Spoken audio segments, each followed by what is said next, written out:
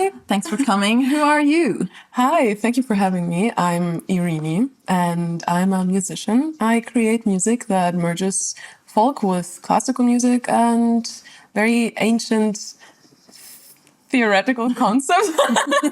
Sorry, I can't. This is so weird. How can we make it less weird, are you? Should I start with an icebreaker?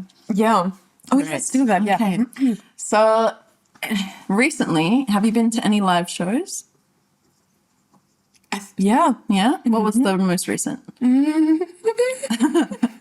What did I do yesterday? No, I have no idea what I did like 5 minutes ago. I don't remember. Maybe just a live gig that sort of stood out to you in your mind. Honestly, these days I'm not going to live gigs anymore. Okay. All right. That doesn't. I don't think that's very good.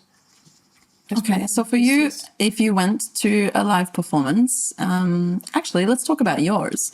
The last time you performed, was there anything you did that you like completely fucked up or made a major mistake and had to just push through? And how did that feel? Yes, I did. So there's a glissando on piano, and I didn't play with that piano before.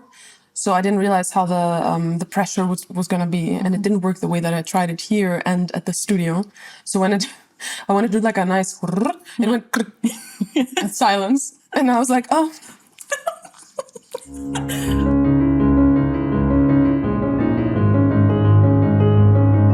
Like, how did you actually start your journey as a musician? Like, what was the first entry into music for you? Probably my first performance when I was 5. It was like a little performance in the school I was going to in Greece, where on Christmas, I think it was, we played our first piano, and I felt so much panic. I was like, oh, yeah, I don't want to do that again. I had to do it again because then I went to musical high school. So we got graded every semester on this. Like we had to play and perform live in front of the class of all of the musicians and sing and play piano, right? Or the instrument we were playing. And that was, they were judging so hard, like everyone, the teacher, the students, everyone. So that sucked a bit. But that was my first experience of like, oh, yeah, I will get judged, but I can't still do it. I have to do it if I want to. And I did. So that sounded like it was going to be a story of what never to do again because you were so panicky. Oh, but then it shifted in. That's why I stopped. I didn't make music for, when I finished high school, right? And then I studied sociology. I didn't make music. Like I played for myself, but I thought, why would I show that to anyone? Nobody likes this. I'm not good at neither piano nor singing. So why should I? And then only when during Corona, I graduated sociology with philosophy. I was like, okay, what the fuck am I going to do now? Is it okay if I say fuck? Because I already did. And then I was like, okay, well, music still, like, this is all I do when I come back home, right? I write songs. And as a joke, I applied to BIM. And they did accept me, which turns out, like, I don't think it was that hard to get in, but they did accept me. So it was somewhat of a signal of, you're not that bad. Yeah. So I moved to Berlin and I started actually pursuing this, but I thought I was going to be a ghostwriter. Like, I thought I was going to co-write or ghostwrite. Or maybe like in piano, I would never think that I would be able to compose anything. No, I'm not good at that. My teachers told me, so it's true, right? But then, I released my first song, which I don't really identify with anymore, not the production or the techniques. But that's how it started basically. And then I released my first album, and then I performed live. Strawberry Jam happened, and everything slowly but surely happened. Yeah. And then I was like, oh no, it was always there. Been looking up disheartedly.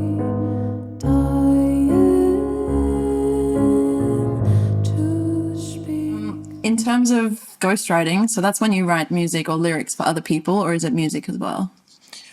Well, songwriting consists not only of lyrics, also like top lining, for example, or even like production techniques can be part of it. Like a melody in the background that's like very profound or important for the song. All of it can be part of songwriting, but I thought more of like lyrics in that sense. So how crucial are lyrics then to composition for you? Lyrics, I don't see them as this is the song and the lyrics are here, but rather these are the lyrics, this is something that I wrote on the piano, and I have them all ready, and then I just see if they meet each other. Yeah. And then they do sometimes, and that's when a song gets created. It sounds like the creation of human life. Yeah. And then there was a big The bang. birds and the bees, you know. But it's true. Yeah. So I write lyrics about something, and then they find their way, preferably. Yeah. And with piano, for example, if I like, I'm just like jamming on Phrygian, for example, and then I try like a crazy technique that I just found, like some double thirds, and I'm playing on it, and then suddenly I start humming and have a melody, like a line in my head, and then I see the lyrics that I've written in front of me. I'm like, oh, this is good. So I played around it. Cool. That's how it gets created. They will burn once more. What's your favorite way of performing? I don't have a favorite. Generally, I don't have this idea of one favorite thing in anything. So I enjoy so much singing without anything, just as much as playing piano and singing, just as much as playing piano and having, I don't know, another instrument next to it, like a drums. I've done this once. Or on stage with Strawberry Jam, completely different vibe. It's like just as complex as a character that has so many different layers. It's the same for me with music. I cannot just be one thing, and I don't want to be. And that's also the reason why I enjoy this so much. I also enjoy just as much being alone on my laptop and producing for film music and making, like, arranging. It's the same thing. It's a different, fulfilling feeling to it. So I love that. thanks. I didn't know you did that, actually. Like arranging for... Yeah, I did with 2 projects in the last year that were pretty nice, also finished and wrapped up. One of them actually got into a nice film festival. Cool. 10 Things to Talk About with Your Crush. It's cool. It's a nice. My sister plays in it. It's very nice. no way. Yes, yeah. No Heath Ledger? No, that's not anxiety about. Damn, that would be crazy. Imagine. Girl, come on, I'm there. No, but I enjoy this a lot. Yeah. It's nice. And also for video games, I've been making a portfolio too, So yes, I do a lot of things at the same time.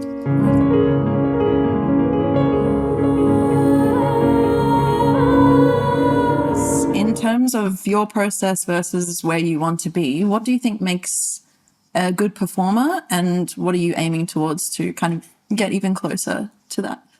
A good performer, just like as in live, any setting, either Strawberry Jam or at the piano. Yeah. Honestly, well, it depends, because I don't give up performance. I don't with my music. It's fine if you do a entertaining performance, right? I understand that, like engaging with the audience, all the things we learned by book in BIM, for example, which makes sense. Don't get me wrong. But they wouldn't be real to me. I wouldn't it would be like, hey guys, and welcome. This is Strawberry Jam, that's. And some people do that naturally as part of their act. Yeah. It fits the brand, if you will, which I don't love the word, but sure. It's not my brand, nor Strawberry Jam. So the realest thing for me that can be is to literally just be.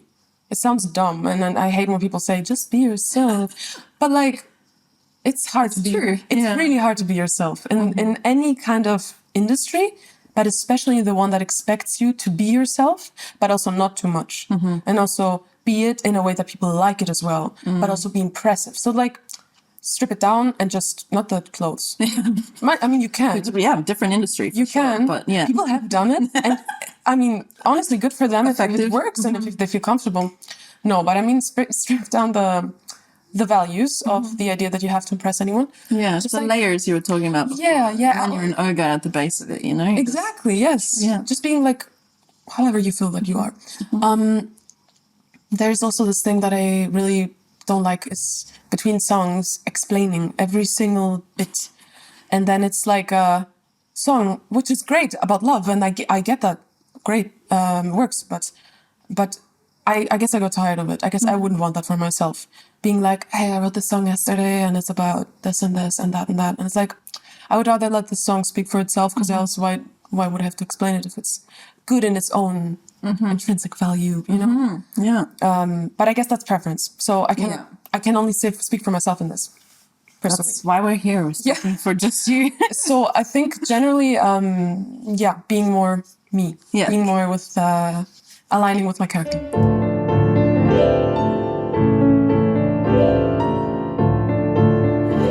Do you have someone who's influenced you either in music or in life in particular, or a turning point?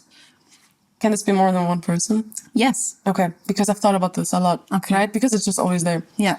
So my mom and my dad, literally, as we speak, there is a huge dedication of my new album to them, specifically. My sister, every day, that I live and breathe. my best friend. And I think you guys who know me personally know that. I don't even have to say it. A song is already dedicated to her. And her amazing blooming mind about society and about the roles of women, of men, of everything, of how systems work. She is impressive. And those people are the first that come into my mind because they have been accompanying my way through the past decade, over a decade already. And then in my new life here in Berlin, it's you guys and Nico, of course. But this is a different thing because now I'm already there, you know, and you guys helped me establish and create this further. But the way paving it to get here, that was the hardest part of my life, by far. And so these people, they will never stop having this position in my life. The irony is so absurd. I cry when I look at her. If you had to watch yourself live, what would you expect from yourself? I would expect from myself while watching something, not from myself while performing.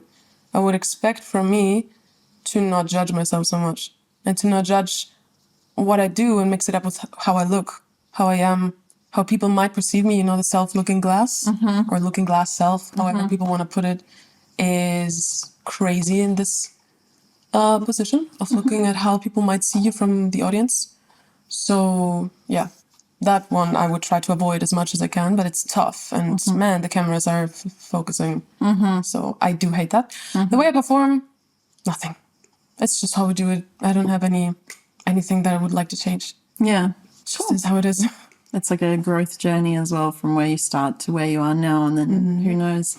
Speaking of the future, what can we expect from you next? Or do you have a plan for the next week, 5 years, 10 years? Oh, I what love can we that. see from you next? All of them goals. Yeah, well, I released my last single in September, right? Very controversial, polarizing single, which I don't actually care that it is. But I started immediately writing a new album, which is something very new that I'm doing right now. So I'm kind of merging rebetiko, smirneko rebetiko, which is specifically a genre from Minor Asia, Anatolia, of 1918, around the First World War, of a genocide that was happening there. A lot of people don't know about it. My family was there, like my ancestors. We found names in books dedicated to those people, and it was one of my family's member, and who died in the war there. So I got I'm not looking for, you know, the crocodile tears, kind of like people saying, "Oh my God, I feel so sorry."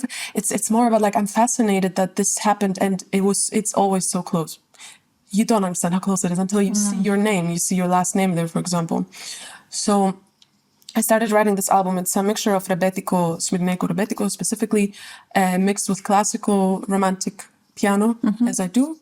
And the vocals that I do use, which are very eerie, haunting, I don't know yet specifically, but I have a lot of influences, and I'm, gonna perform a few songs actually at the gig on the 6th of December with Eminem.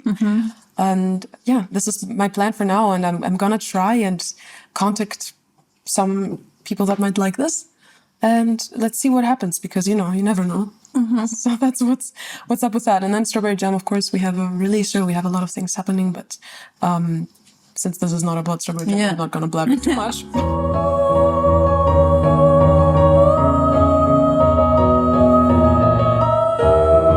So a sort of wrap it up question that might be completely off track to what we've been talking about.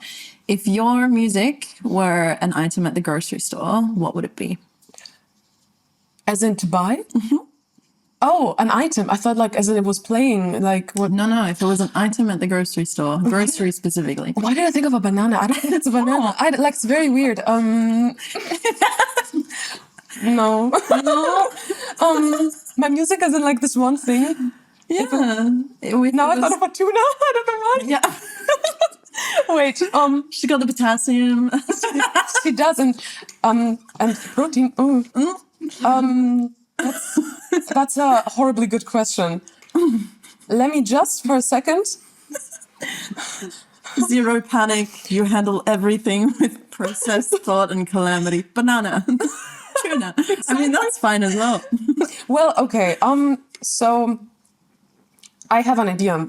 So there are tiropitakia. Do you know them? It's like, I think you've eaten them before without, maybe under a different name, because we share a lot of cultural foods with like Turkey and the Anatolic countries of Asia. What is it? So it's like